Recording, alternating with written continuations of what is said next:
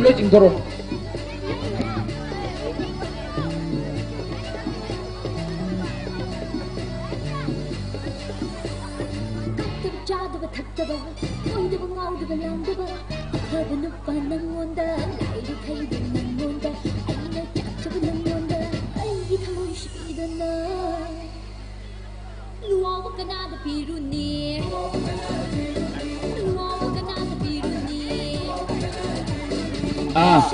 Yam nungai pau mo kanam haja ke na koi munna khanguro se munna tao aujo ti camera fit loi loi ra bani live ni thari ji ko noi na phajal lei gi lekai gi mixer prok toi ni adu phajan ji nungai na ado gi chamba to phajana tawbiro adu marpon hapakani adu nan tabiro 1 second tha khan doi ni live thari ji phagi na te ko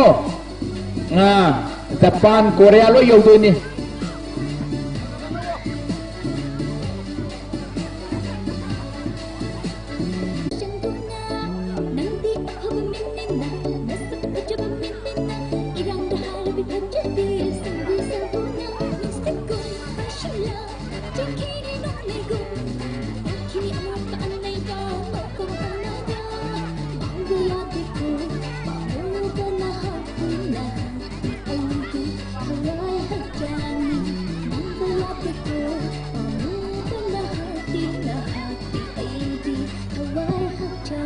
Hande, microphone lau buse, war suara tu lau ke, nuai pausim lai ni, ibu, aku ini lakpiri ba, ngasi yang piri ba idom tawai, aku anti sing, ada lagi nupa nupi channel open, doina, aku cut throwing, hai badi cut throwing hai ka aku cut nate, juar cie, nakara huang ini juar cie orang langaga. Quite san mado madu price ahoi ka ranjitna price ngamnin tak pire maramaduna ka throwing si yaw na bidam to sem sadun lai binam nising jare malung chili sin to apta tho hore ne asida chilak to si chamasta marbon hapa chilak to ni noi na marak to thapel lagate hore ta hore noi taina ni ko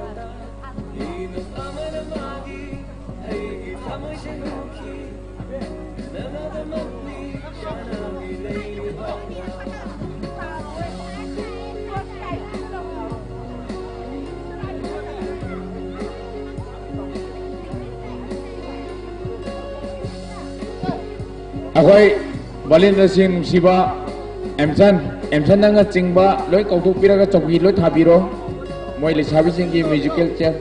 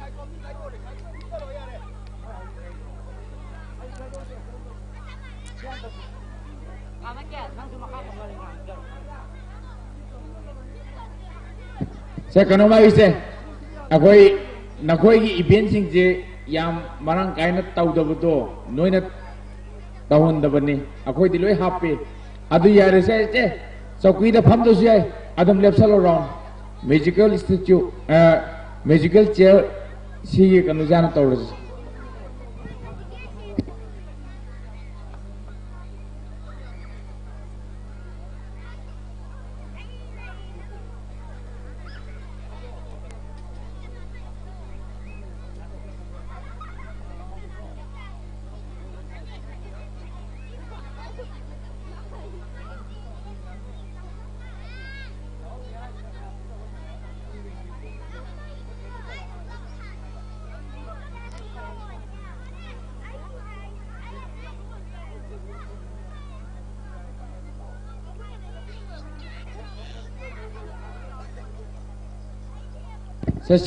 Semain tahu rasa, aku event sini yang lagi begini na, saya kano, Rabina Monica, saya paling lepo, ngarang, nakoi na thaban gisu yang cin menina, aku ini ngarang si kara arrangement dah kita walau deh, aduna aku idom cawai, aku ini kaisi lagi riba ngarang tau gure haibatu matuma khandirano maramdi moi laisabi singi ngasi tau geri bache akoi price yamba yamdaba thidana akoi suki site tagi moi laisabi singna request tawai matungina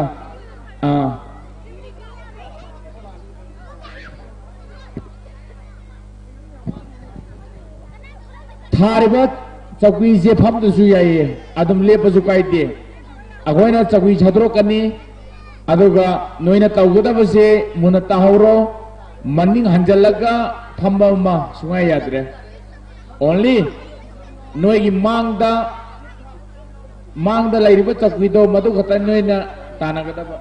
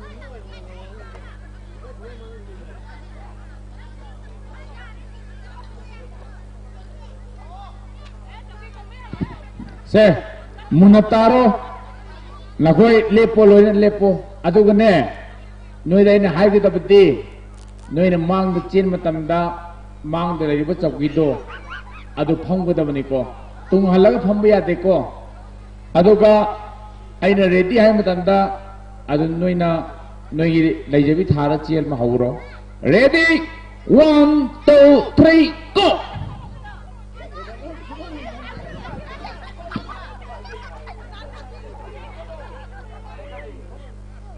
Yare,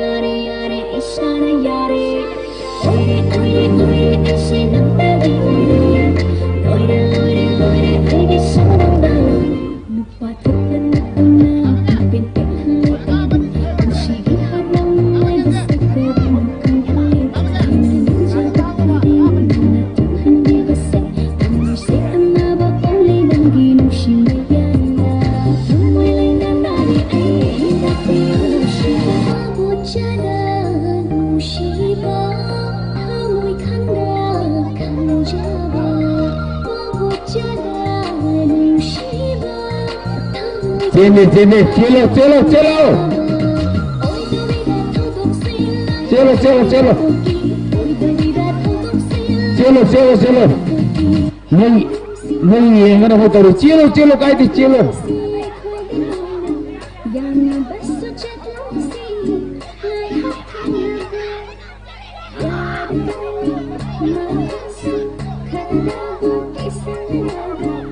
Howdy lepo.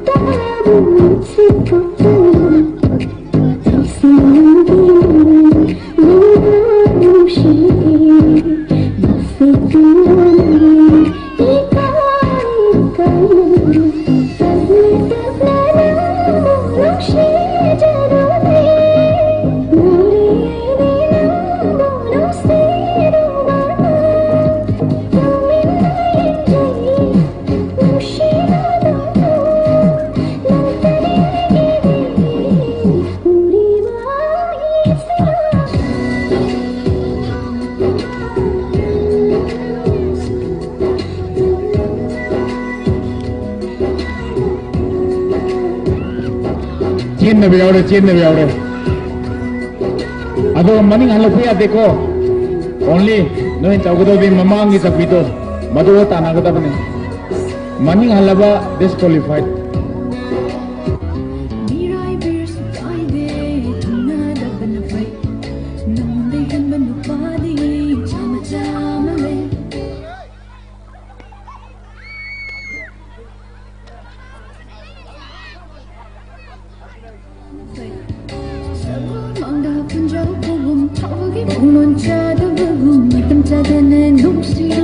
cho kênh Ghiền Mì Gõ để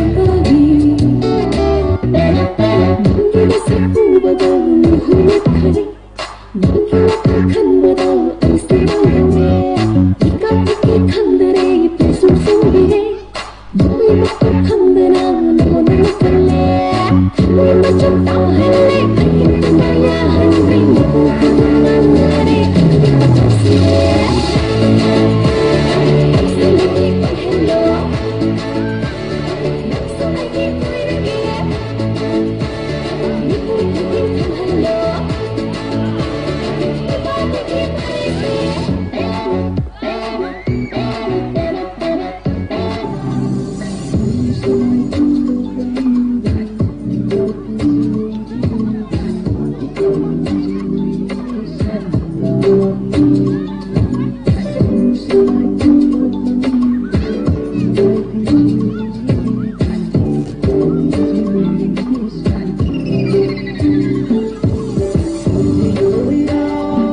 Cendre.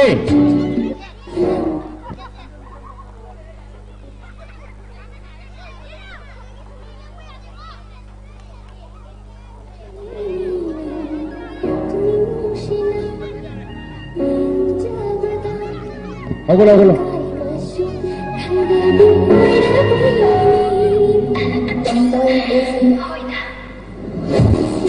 Jien na ba loi lo thok ni ko ji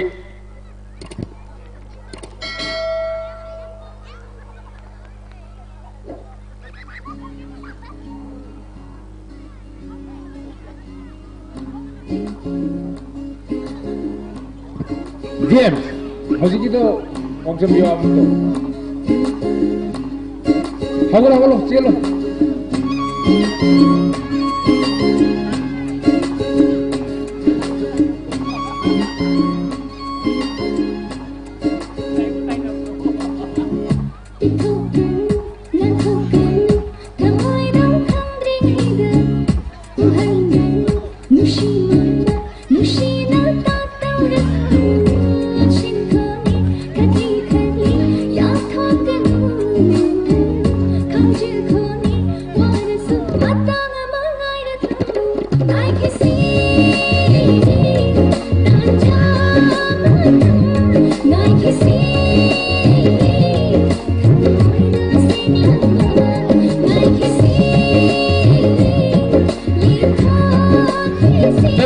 Rất là chia lô bên này.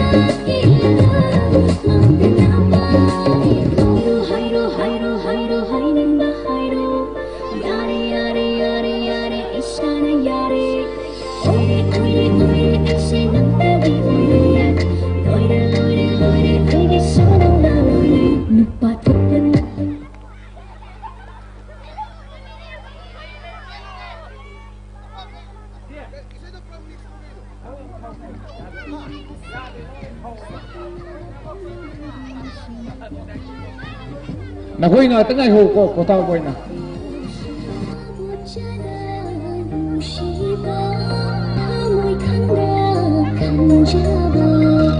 Adum phango ngatak ko tahu. Ngatak phango bonoi adum phango.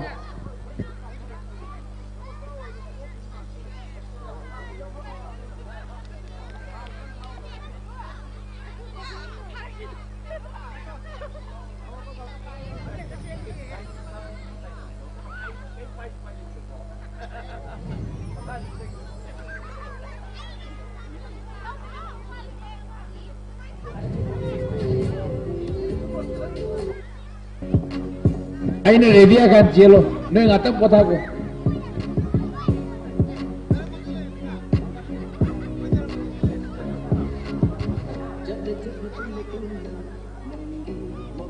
Amma ani ahum mari manga natra. Yara itu tadi coki amma kata itu. Lepo yara. Hei isai thabu ka jelo ko. Isai thadri. Isai thagan jelo.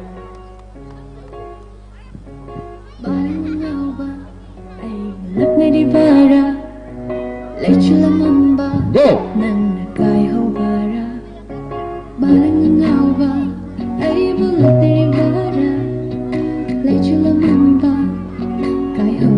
Sampai ada sini loh.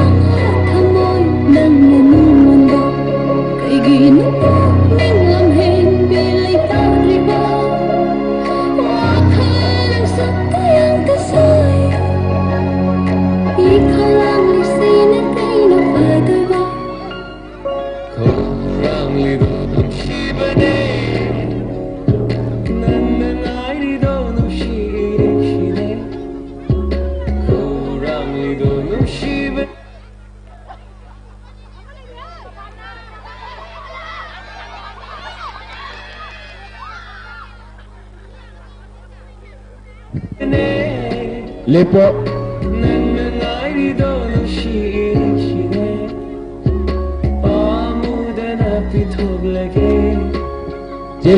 Celo na ông một tangam này nên mari celo chiên nằm lâu thua đi cô nên là chiên mới làm chiên đây rồi celo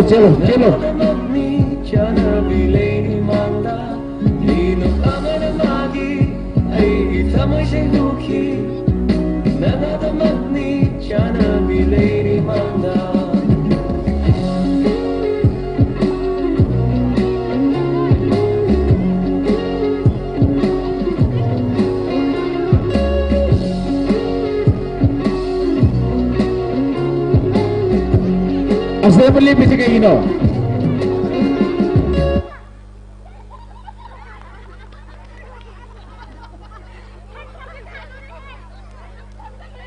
Amo, cek. Kalau tu, maya itu ni sama. Maya itu ni sama apa? Mu yang hunte, maya itu ni sama ya.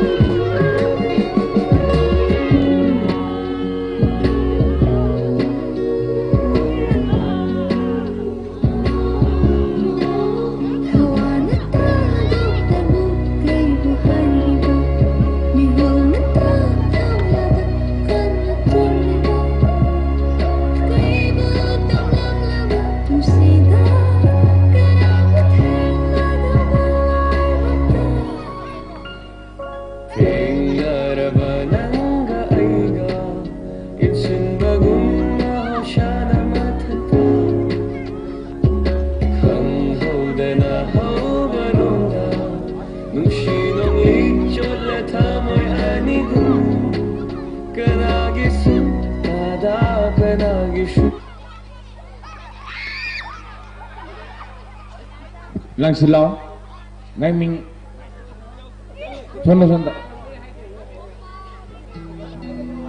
Aduga bigam ngasaya cawiti, aduna cawiti kana ba piran ga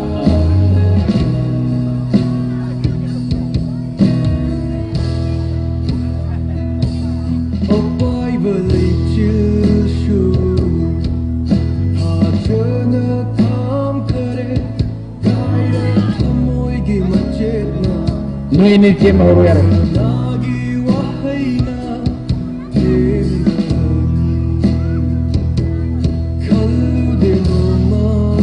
Yare, aku bigam ga amuga mapan lagi tu yang asyik marah timu ini itu tanah tu ini. Celo tapi yaro ko. Noile cien lagi aku isai sama thani.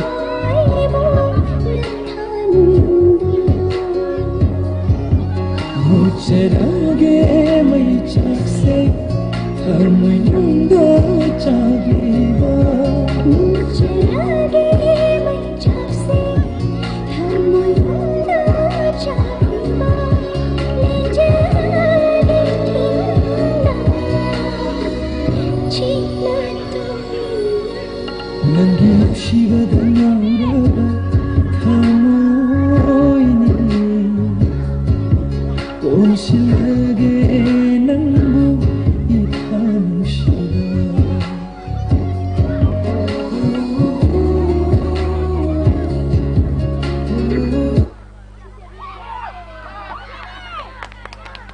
Play pipe tu lah pure sudah. Aduga langnya sudah. Play pipe itu na fast are.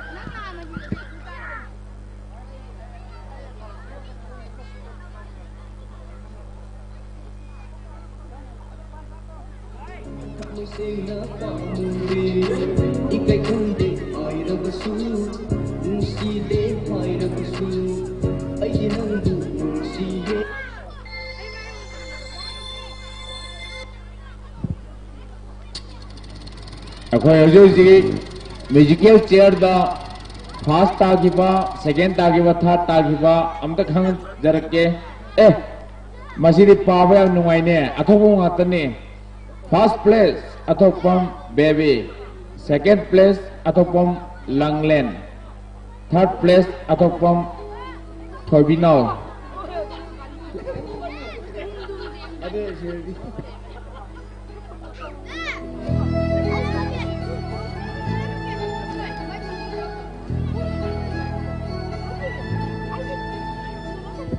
Asik, lautoki betul sekali benda. Soalnya aku lagi printing mistake ni.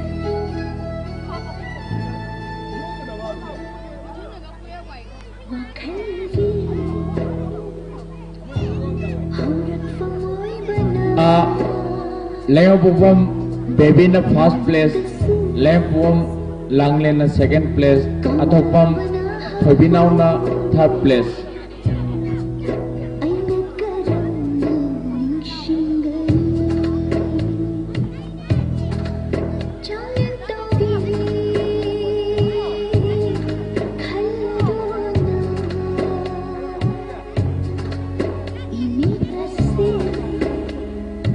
Ako'y ngakang miyam dyan pambiyo ako sonda miyam ginungay na ba nuk na ba ama event sing ako'y kanagige aduga wat kari layroy maram aduna kaisi laybiri ba ahal mali chechal china khwai kimi na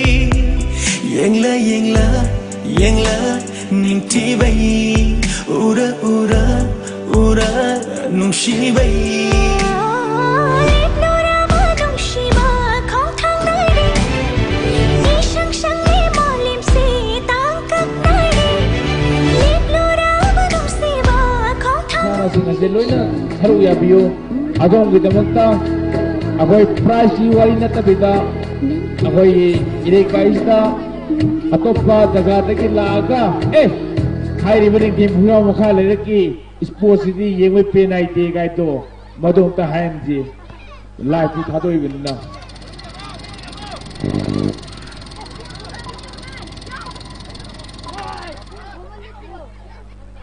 How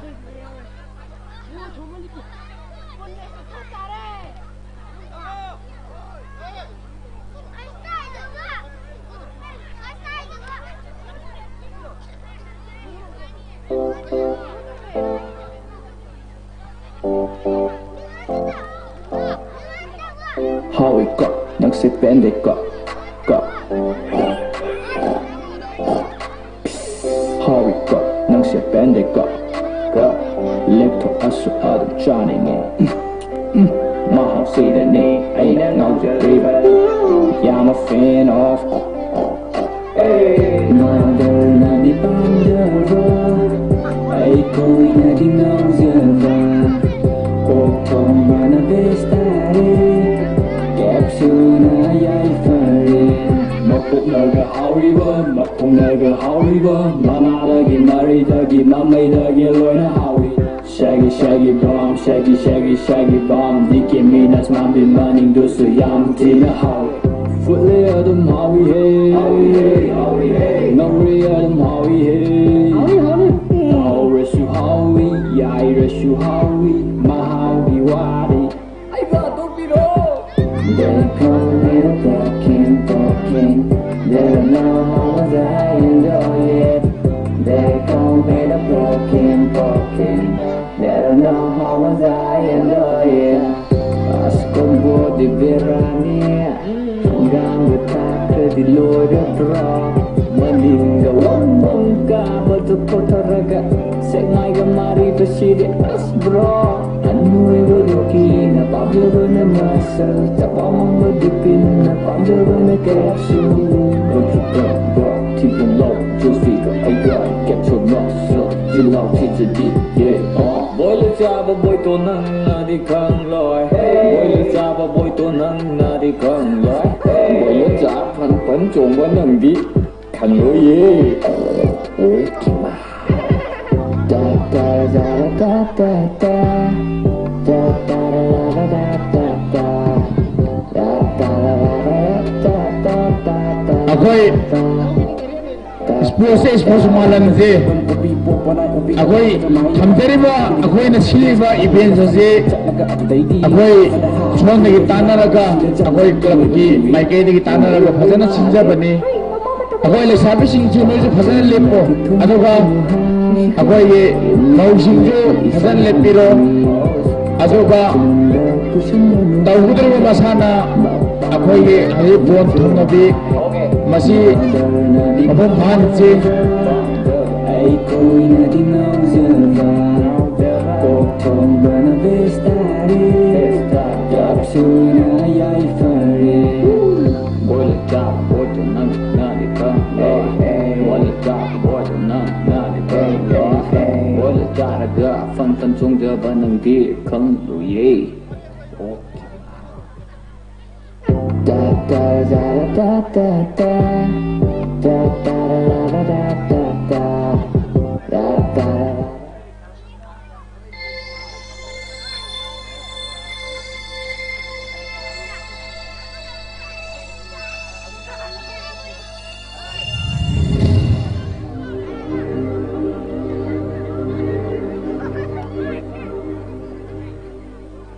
Ano may bulit niya? Ay, nanahaki.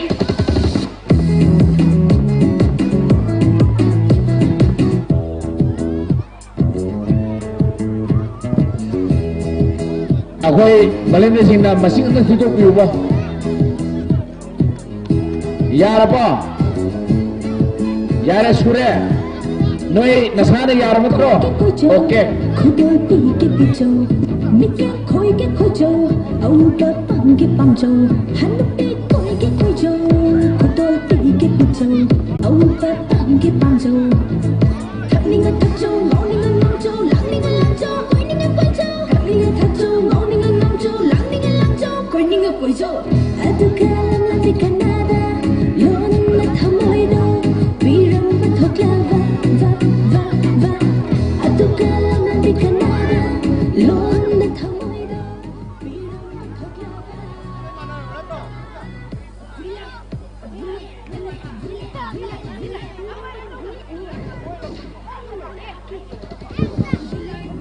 va. kayong nisinjage madudi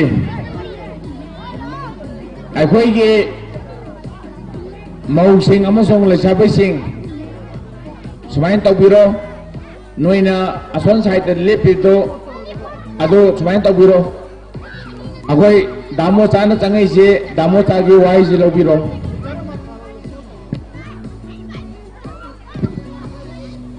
ꯃꯧꯒꯤ ꯁꯥꯏꯗꯇꯒꯤ leader ꯑꯃ ꯂꯩꯁꯥꯕꯤꯒꯤ ꯁꯥꯏꯗꯇ leader ꯑꯃ ꯊꯣꯛꯄꯤꯔꯛꯑꯒ toss ꯇꯧꯃꯤꯟꯅꯔꯣ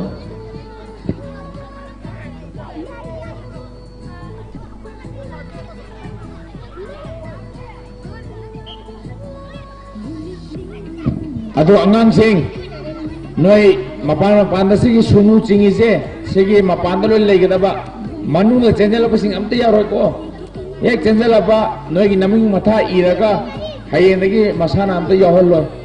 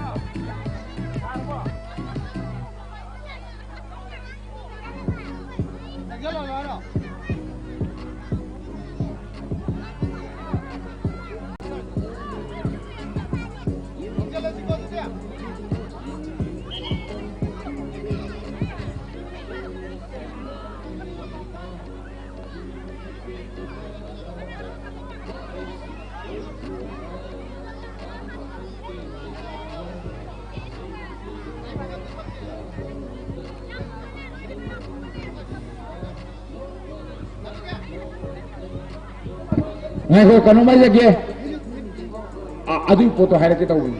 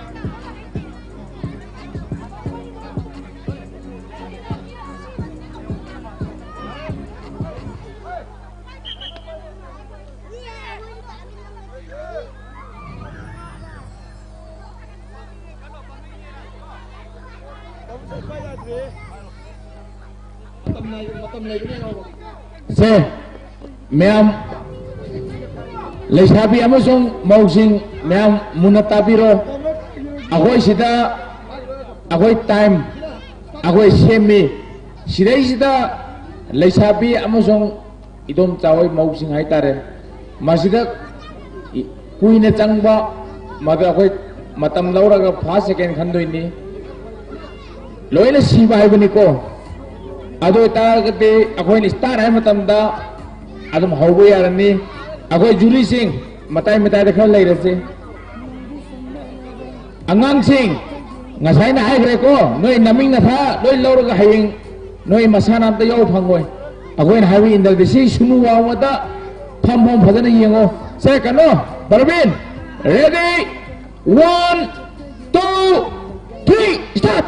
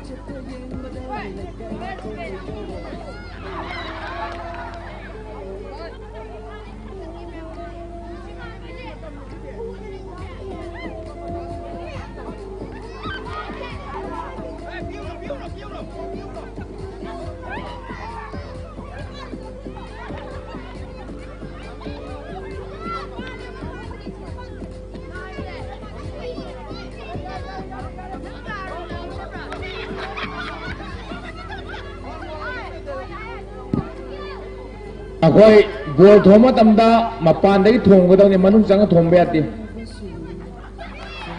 si thopiro manung ni thombe ati ko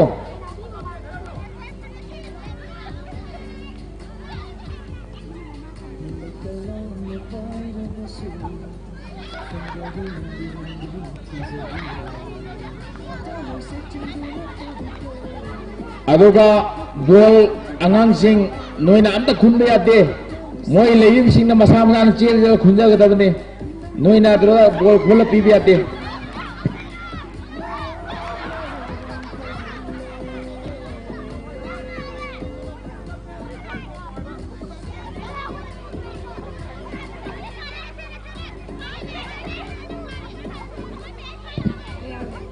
manung de thombe ate thori ma pane thong gadabne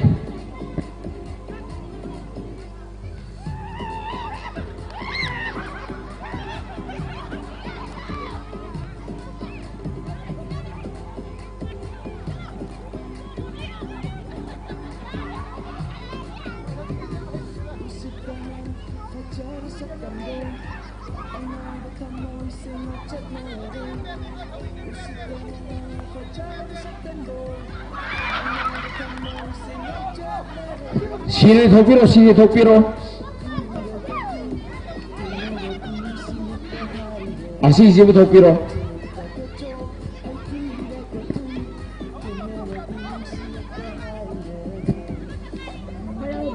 noi thanga da pass bibdi yai aduga thori manung dagi changa thombadi ate nangi thanga da pass piraga eni noi upai taraga hana honna biyo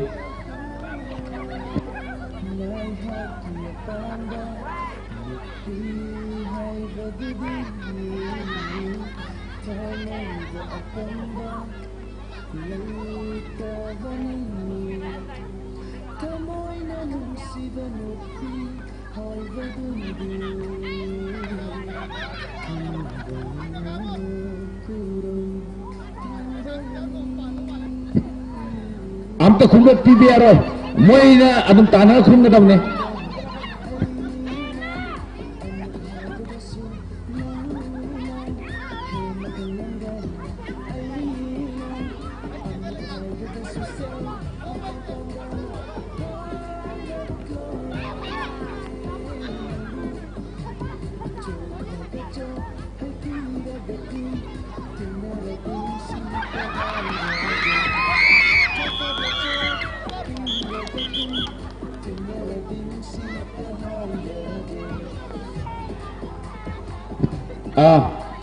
yam nungai ngatang rest tobiro minute ahunga yangkai manga second yangkai manga minute ahunga second yangkai manga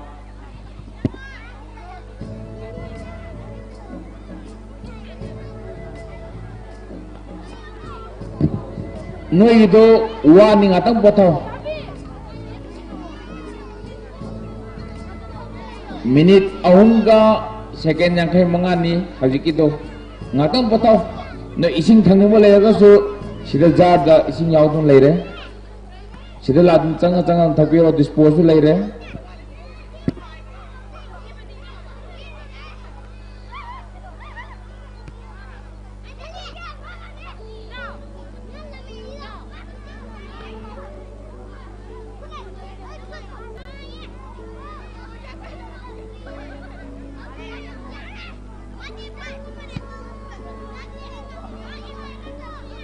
Pungjing minute amani khena bada akoi da badam lakani second aduna akoi na haiba sidagi tawra se bado dum tawse